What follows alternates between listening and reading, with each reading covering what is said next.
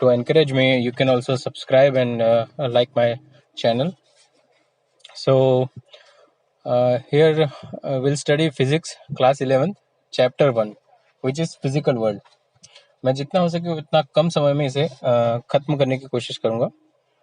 So physical world. First of all, what is science? Science क्या है? Science is derived from Latin word scientia, means to know, यानी कि जानना. So definition science की अगर देना चाहे तो हम ऐसे दे सकते हैं कि the knowledge which is gained through observations and experiments when organized systematically is called science. जो knowledge हम experiments और observations के through systematically gain करते हैं उसे हम science कहते हैं. और मैंने नीचे लिखा हुआ ही है, और systematic study of well organized nature system, that is science. मैंने यहाँ पे कुछ डेफिनेशंस और कुछ जो थ्योरीज है उन्हें जितना हो सके उतना इजी बनाने का प्रयत्न भी किया हुआ है. तो अब कीवर्ड्स क्या हैं डेफिनेशंस के? Exploring, experimenting and predicting. ये 3 कीवर्ड्स हैं. अगर आपको ये 3 कीवर्ड्स पता हो तो आप इस हिसाब से आगे डेफिनेशन सेट कर सकते हैं, या इवन इसको आप थ्योरी में भी इम्प्लीमेंट कर सकते हैं. So it is divided into mainly 2 types. First is physical science and second is biological science. अब फिजिकल साइंस में वही चीज आती है जो नॉन लिविंग फैक्टर्स होते हैं या ऑब्जेक्ट्स होते हैं, वो आते हैं फिजिकल साइंस में. और बायोलॉजिकल साइंस में वही आती है जो लिविंग फैक्टर्स या सब्जेक्ट्स होते हैं. जैसे कि फिजिकल साइंस में फिजिक्स, केमिस्ट्री आता है, और बायोलॉजिकल साइंस में बायोलॉजी वगैरह आता है, बायोलॉजी और medical science. So what is scientific method? तो साइंटिफिक मेथड, इसमें हम ये एक मेथड है जिसमें कुछ एक स्टेप्स है वो इंटरकनेक्टेड होते हैं, जिसकी वजह से मैंने लिखा हुआ है it involves several interconnected steps like systematic observations, controlled experiments, quantitative and qualitative reasoning, mathematical modeling and predicting and verification. अब इसमें सिस्टमेटिक ऑब्जर्वेशन करना होता है. एक एक्सपेरिमेंट अगर आप अपने दिमाग में सोच लीजिए और उसमें किस किस स्टेप्स का प्रयोग होगा, वही साइंटिफिक मेथड है. जैसे कि हम सिस्टमेटिक ऑब्जर्वेशन करेंगे, एक्सपेरिमेंट करेंगे कंट्रोल एनवायरनमेंट में, क्वालिटेटिव और क्वांटिटेटिव रीजनिंग करेंगे, मैथमेटिकल उसका अपन फार्मूला भी डिस्क्राइब करते हैं तो वो भी इसमें ऐड हो जाता है. एक प्रिडिक्शन अपनी करेंगे कि इस थियरी से हमें ये जानने मिला है या इस एक्सपेरिमेंट से ये पता चला है, और वेरिफिकेशन करेंगे उसका कि वेदर इट्स ट्रू और not. So in short, interplay of theory and observation is basis to the progress of science. So there is no final theory or no final judgment, as the science is constantly improvising to attain new aspects in existing laws and experiments as well as in the latest ones. ये भी आपके book का ही part है जिसमें लिखा हुआ है कि साइंस में कोई डेफिनेट थियरी नहीं होती है या कोई फाइनल जजमेंट नहीं होता है, वो कॉन्स्टेंटली चेंज होता रहता है नए नए एक्सपेरिमेंट्स और ऑब्जर्वेशंस के according.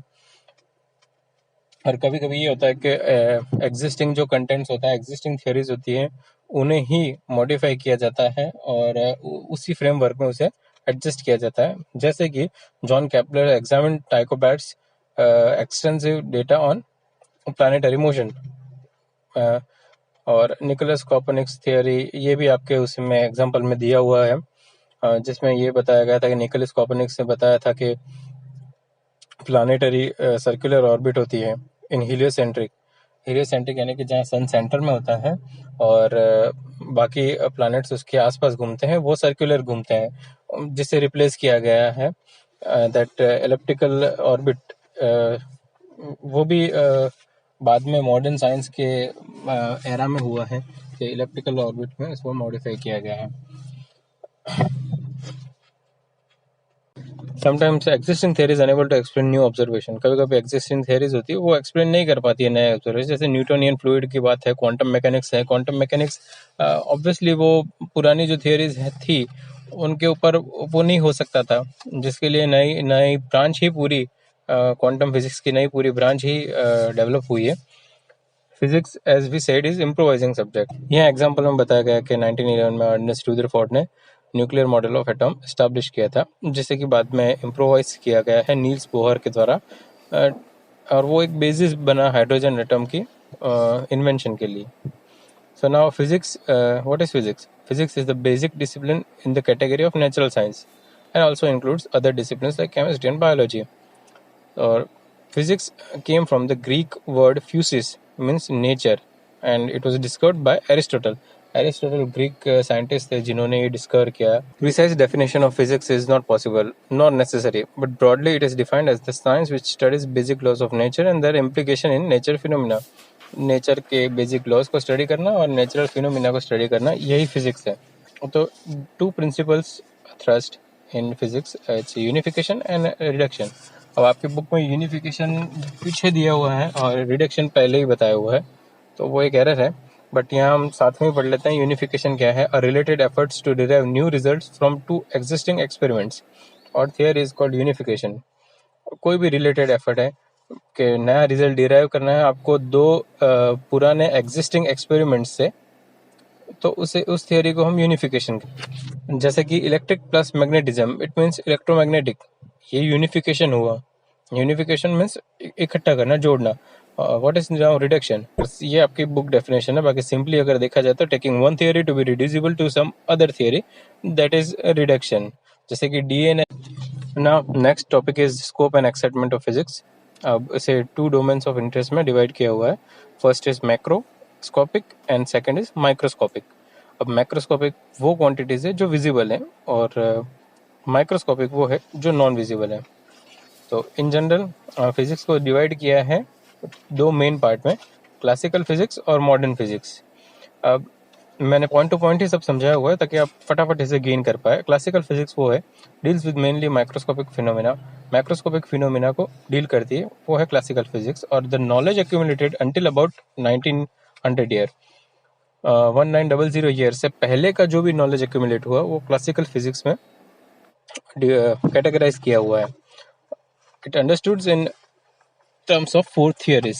First is mechanics, second is thermodynamics, third is electromagnetism, fourth is optics.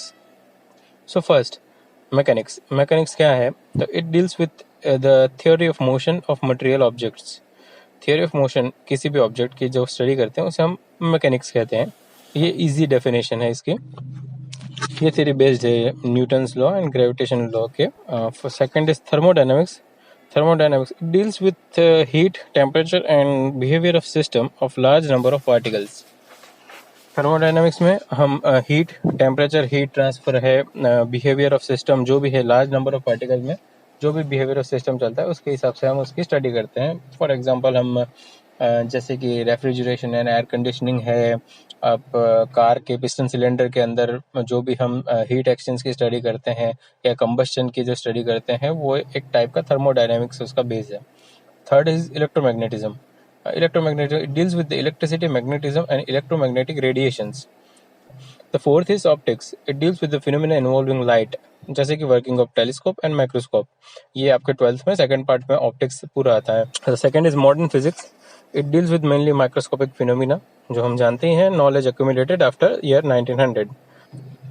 Classical physics adequate नहीं थी माइक्रोस्कोपिक लेवल के जो भी हम डेटा एक्यूमुलेट करते थे उसको हैंडल करने में. सो मॉडर्न फिजिक्स को इंट्रोड्यूस हुआ है. Understood in terms of two theories, जैसे कि फर्स्ट है relativity and second is quantum mechanics. Relativity, it deals with the motion of particles moving with the speed of light. Particles जो speed of light के साथ motion करते हैं उनकी study को हम रिलेटिविटी कहते हैं. आइंस्टाइन ने इसके ऊपर ही अपना फेमस इक्वेशन दिया था E = mc², जिसमें c वो स्पीड ऑफ लाइट है. So second, quantum mechanics deals with the mechanical behaviour of सब एटॉमिक पार्टिकल. किसी भी मैकेनिकल बिहेवियर होता है किसी भी सब एटॉमिक पार्टिकल्स का, उसकी स्टडी को हम क्वांटम मैकेनिक्स कहते हैं. इसका आगे बहुत ही डिटेल स्टडी भी होगा, बट यहाँ हमें सिर्फ इंट्रोडक्शन ही देना है इस चीज़ का. जैसे कि इसमें आपकी बुक में लिखा हुआ है, जैसे कि some people study basic laws and concept to get the proper knowledge of large range of magnitude of physical quantities. On the other hand some people study new experiments to reveal new secrets of nature with their keen observations. ये दो type का इसमें बताया हुआ है कि कुछ लोग होते हैं जो एग्जिस्टिंग जो भी लॉज होते हैं और कंसेप्ट्स होते हैं उनकी स्टडी करके ज़्यादा अच्छा इम्प्रोवाइज्ड रिजल्ट गेन करते हैं. ऑन द अदर हैंड दूसरे लोग जो हैं वो नए एक्सपेरिमेंट्स करते हैं और नई इन्वेंशन करते हैं. इन्हें इन्वेंटर भी कह सकते हैं हम. और एक अप्लाइड फिजिक्स का भी वहाँ मेंशन किया हुआ है कि applied physics is the branch of physics which studies application of physics in general day to day devices to make things better and efficient, and it is also getting famous these days. और होना भी चाहिए क्योंकि वही अभी बहुत ही ज़रूरी branch है। Fundamental forces in the nature, next topic. Force is needed to push, carry और थ्रो ऑब्जेक्ट्स, डिफॉर्म और break them. Most of everyday forces we observe are between macroscopic objects. Force के बारे में आपको डिफाइन किया हुआ है, जो जनरली सब लोग जानते ही होते हैं फोर्स क्या होता है। The correct notion of force was arrived by Isaac Newton in his famous laws of motion. So Isaac Newton द्वारा इसका करेक्ट नोशन दिया हुआ था in famous laws of motions. 4 types of forces exist in the nature. Actually ये 2 category में divide किए हुए थे और उसकी सब कैटेगरी थी 2। तो मैक्रोस्कोपिक फोर्सेस होते थे और माइक्रोस्कोपिक होते थे। मैक्रोस्कोपिक में आता था ग्रेविटेशनल फोर्स और इलेक्ट्रोमैग्नेटिक फोर्स, और माइक्रोस्कोपिक में आता है द वीक न्यूक्लियर फोर्स और the strong nuclear force. So first हम देखेंगे gravitational force. Gravitational force is the force of mutual attraction between any 2 objects by virtue of their mass. So किसी भी 2 object में उनके मास के वजह से अट्रैक्शन इन्वेंट होता है या अट्रैक्शन डेवलप होता है, उसे ग्रेविटेशन फोर्स कहेंगे। फॉर्मूला है इसका, इसी फॉर्मूला जो लाइफ टाइम काम आने वाला है, F is equal to G m1 m2 by r square. So G is equal to universal gravitational constant, which is 6.67 into 10 raised to 11 Newton meter square per kilogram square.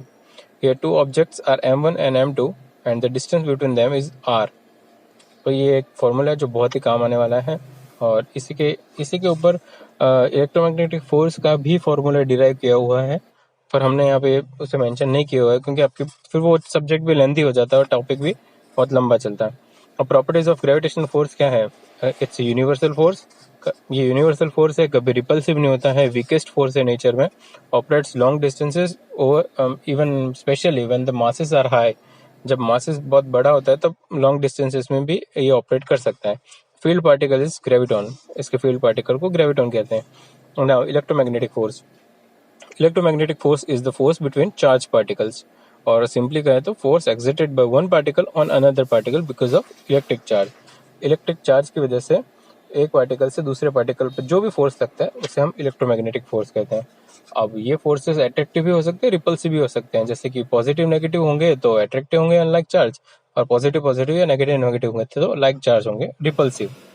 ये भी एक basic चीज़ है। अब इसकी प्रॉपर्टीज क्या है? Operates over large distances without intervening medium, किसी भी मीडियम के एब्सेंस में भी ये ऑपरेट कर सकते हैं। ये स्ट्रॉन्गर है compare to gravitational force 10⁻36 time, और 10⁻11 टाइम स्ट्रॉन्गर है वीक फोर्स से। इनके फील्ड पार्टिकल को प्रोटॉन कहते हैं, जो कैरीज नो चार्ज, जो कोई चार्ज कैरी नहीं करते हैं, ना नेगेटिव ना पॉजिटिव। अब थर्ड है weak nuclear force. Weak nuclear force appears only in radioactivity during the study of beta decay. अब इन जनरल क्या है? Weak forces are the forces of interaction between elementary particles of short life time. Elementary particles के बीच जो भी force होता है उन्हें हम वीक फोर्स कहते हैं। यहाँ इस जगह पे एलिमेंट्री पार्टिकल्स होते हैं, बीटा पार्टिकल्स और एंटी न्यूट्रिनो। 1930 में पॉली ने इसे डिस्क्राइब किया था प्रॉपर। अब इसकी प्रॉपर्टीज क्या है? It's a 10⁻25 times stronger than gravitational force, weaker than electromagnetic force and strong nuclear force. Strong nuclear force और electromagnetic force से कमज़ोर है ये। Range is extremely small, around 10⁻16 meters. और these weak forces exist between leptons and mesons। ये बहुत ही important field particle है, ये elementary particle है, सॉरी, ये दोनों leptons और mesons जिनके ऊपर extensive study अभी चल रही है, वो आपको सर्च करके देखना भी चाहिए। Strong nuclear force, the force that binds the neutrons and protons together in a nucleus is called strong nuclear force। वो फोर्स के जो न्यूक्लियस के अंदर न्यूट्रॉन्स और प्रोटॉन्स को बांधे रखता है उसे हम स्ट्रॉन्ग न्यूक्लियर फोर्स कहते हैं। Simply the nucleus is stable structure just due to this force. इसी फोर्स की वजह से न्यूक्लियस एक स्टेबल स्ट्रक्चर है। क्यों? जब 2 न्यूक्लियॉन्स होते हैं उनके बीच का डिस्टेंस 1 फर्मी होता है। Then the strong nuclear force is 10 times stronger than repulsive electric force. Electric force से 10 टाइम्स स्ट्रॉन्गर होता है ये स्ट्रॉन्ग न्यूक्लियर फोर्स। इसी वजह से वो उनको न्यूक्लियस में बांधे रखता है, बाहर नहीं आने देता है। The properties of strong nuclear force, it's strongest force in nature, shortest range, क्योंकि 1 फर्मी तक की रेंज अपन ने बताई तो बहुत ही शॉर्टेस्ट रेंज है इसकी। बेसिकली अट्रैक्टिव फोर्स है, और इनके फील्ड पार्टिकल्स को पाई मेसन्स कहते हैं। Now nature of physical law conservation law. Actually conservation law 3-4 है, 4-5 है सॉरी, अलग अलग, इवन कुछ अभी भी डेवलप हुए हैं, मॉडिफाई हुए हैं by the way, but actually इनको प्रॉपर इसको समझाना चाहिए क्योंकि ये एक बेस है, but nature of physical law का जो टॉपिक है वो बहुत ही छोटा है, तो मैंने भी उसी हिसाब से आपको समझा दिया इसमें। कंजर्वेशन लॉ क्या है? In any physical phenomena govern by different forces several quantities में चेंज विद टाइम। कुछ क्वांटिटीज होती हैं जो टाइम के हिसाब से चेंज होती है, but some special physical quantities, जैसे कुछ स्पेशल फिजिकल क्वांटिटीज होती हैं जो कांस्टेंट रहती है, दे आर कंजर्व्ड क्वांटिटीज। जैसे कि हमने ग्रेविटेशनल फोर्स के फॉर्मूला में देख लिया कि कैपिटल जी जो था वो कंजर्व्ड क्वांटिटी था, वो कांस्टेंट था, conserve quantity of nature, and this conservation principles are called conservation laws. और इन्हीं प्रिंसिपल्स के आधार पे जो लॉ है वो कंजर्वेशन लॉ है। जैसे कि free fall of an object under gravity के अंडर फ्री फॉल करता है एक ऑब्जेक्ट, तो उसकी काइनेटिक एंड पोटेंशियल एनर्जी होती है वो टाइम के साथ चेंज होती है, बट द सम, जब एंड टाइम पे जो सम होता है वो रिमेन फिक्स रहता है वो। तो यही था आपका फर्स्ट चैप्टर, जिससे मैंने जितना हो सके उतनी स्पीड में फटाफट निपटाने का प्रयत्न किया ताकि आप आगे अपना कोर्स जल्दी ख़त्म कर पाए। So it's end of chapter 1.